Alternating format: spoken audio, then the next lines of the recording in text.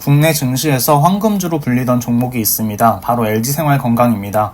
LG생활건강 주가는 화장품 사업의 호조에 힘입어 한때 한 주당 180만원 가까이 상승했습니다. 지금은 그간의 상승분을 모두 반납하고 2010년 주가로 회귀했는데요.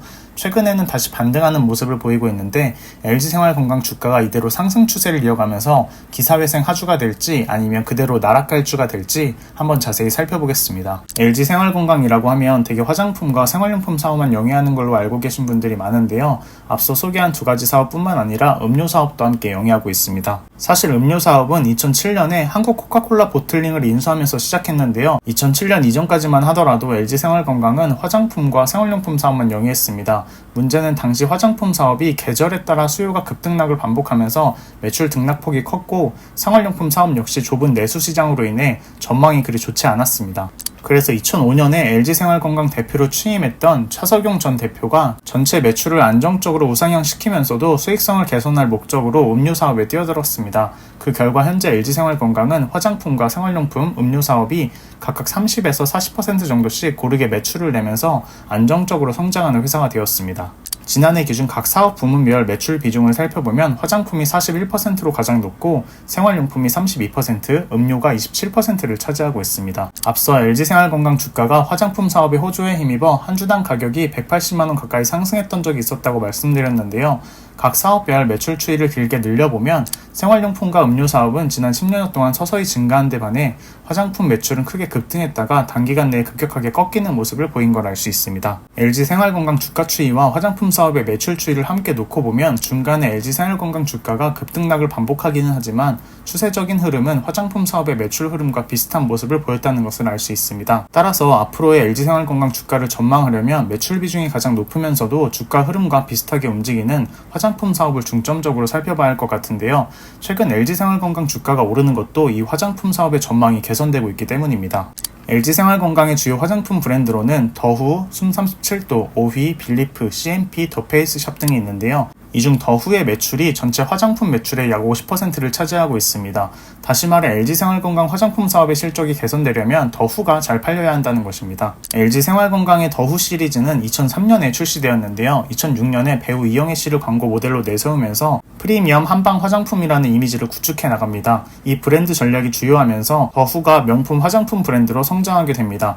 이후 2010년 초중반에 따이공이라고 하죠. 중국 보따리상들이 국내에 본격적으로 유입되면서 더후를 비롯한 한국 화장품 브랜드 매출이 급격하게 증가합니다. 문제는 2017년인데요. 이때 중국의 사드 보복 영향으로 화장품 매출 성장세가 다소 주춤하는 모습을 보입니다.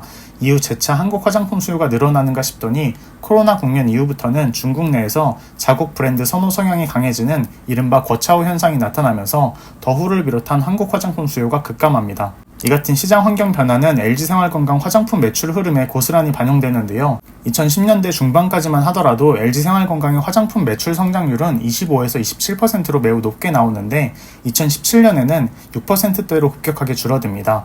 이후 2018년과 2019년에 17에서 19%대로 다시금 상승하다가 코로나 국면을 지나고부터는 마이너스, 즉 매출이 역성장하는 모습을 보입니다. LG생활건강은 급감하는 화장품 사업의 매출과 수익성을 방어하기 위해 일본과 북미, 동남아 등으로 수출선을 다변화하면서 중국 의존도를 낮추는 한편 주력 브랜드인 더후를 리브랜딩합니다. LG생활건강이 더후의 리브랜딩에 나선 것은 지난해 하반기부터인데요. 이 효과가 올해 1분기부터 나타나고 있습니다. 올해 1분기 LG생활건강 화장품 부문의 매출과 영업이익은 각각 7,409억 원, 631억 원으로 매출은 전년 동기 대비 5.6% 증가했고 영업이익도 3.1% 증가했습니다.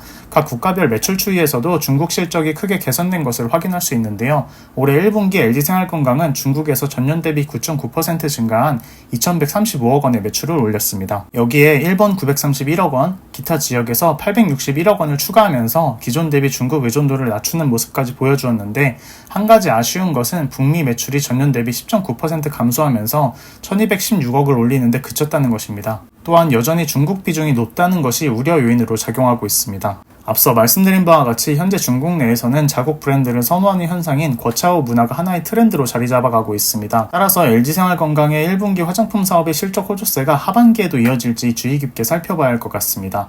화장품 다음으로 매출 비중이 높은 생활용품 사업도 한번 자세히 살펴보겠습니다. LG생활건강의 생활용품 주요 브랜드로는 엘라스틴, 리엔, 페리오, 주겸, 피지오겔, 테크, 샤프란, 자연퐁, 홈스타 등이 있는데요. LG 생활건강은 이처럼 인지도 높은 브랜드 제품들을 바탕으로 생활용품 시장 점유율 1위를 차지하고 있습니다. 생활용품의 경우 더후에 지나치게 의존하는 화장품 사업과 달리 페리오, 엘라스틴, 피지오겔, 샤프란 등 주요 브랜드들이 5에서 6% 정도씩 균일하게 매출 비중을 나눠 가지고 있습니다. 올해 1분기 기준 생활용품의 매출은 5,534억 원이었고요. 영업이익은 354억 원이었습니다. 전년 동기 대비 매출은 1.7% 감소한 반면 영업이익은 8.3% 증가했는데요. 매출이 감소한 것은 현재 LG생활건강이 해외 사업 효율화, 즉 구조조정을 진행하고 있기 때문입니다. 구조조정 이야기를 구체적으로 해보자면 LG생활건강은 지난해 5월부터 화장품과 생활용품 브랜드를 각각 9개씩 일본 온라인 시장에 진출시켰습니다. 미국 시장의 경우 지난해 하반기까지 구조조정을 진행한 것으로 알려졌는데요. 올해부터는 이커머스 시장을 집중 공략하고 있어 향후 수익성이 더욱 개선될 가능성이 있습니다. 마지막으로 음료 사업의 경우 올해 1분기 매출은 4,344억 원이었고요. 영업이익은 525억 원이었는데요. 전년 동기 대비 매출은 3.6% 증가했고 영업이익도 1% 증가했습니다. 음료 사업은 코카콜라에 대한 의존도가 높은데요. 전체 음료 매출 중 약 50%가 코카콜라에서 나오고 있고 이 중 13%가 코카콜라 제로가 차지하고 있습니다. 현재 음료 시장은 당 함량이 0g인 제로 시장으로 점차 옮겨가고 있는데요. 국내 제로 탄산 음료 시장은 2018년 1,630억 원에서 지난해 1조 2,780억 원으로 5년간 8배 가까이 성장했습니다. LG생활건강 음료 매출 중 코카콜라 제로 비중만 보더라도 지난해 1분기 10%였던 것이 올해 1분기 13%로 소폭 증가한 것을 알 수 있습니다. 또한 LG생활건강 음료사업부의 경쟁 상대라고 할 수 있는 롯데칠성의 제로탄산 매출도 꾸준히 상승하고 있는 것을 알 수 있습니다. 소비자들이 제로 음료를 찾는 것은 음료의 맛과 건강을 모두 챙기고 싶기 때문인데요. 이를 헬시 플레저라고 합니다. 헬시 플레저 열풍은 탄산 음료 시장뿐만 아니라 소주, 아이스크림, 고추장 등 각각의 식품군에서도 불고 있습니다. 문제는 시장의 축이 탄산 음료 시장에서 제로 탄산으로 이동하고 있는 이때 LG생활건강이 판매하고 있는 코카콜라 제로의 입지가 흔들리고 있다는 것입니다. 코카콜라 제로의 경쟁 상대는 롯데칠성의 펩시 제로인데요. 지난해 3월 편의점 판매 기준으로 펩시 제로의 비중은 34%였고요.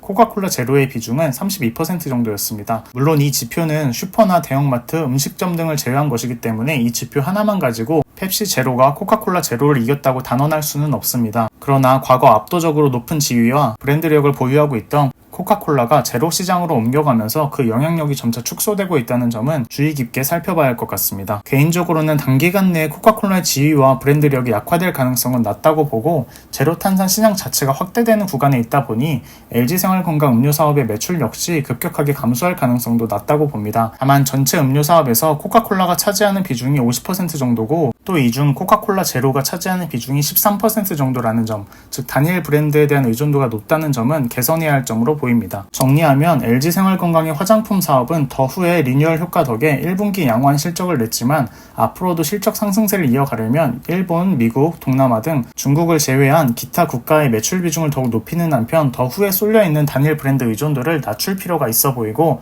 생활용품 부문은 다수의 브랜드들이 고르게 매출을 내고 있기 때문에 해외 부문의 구조조정이 끝나면 수익성이 더욱 개선될 여지가 있다고 봅니다.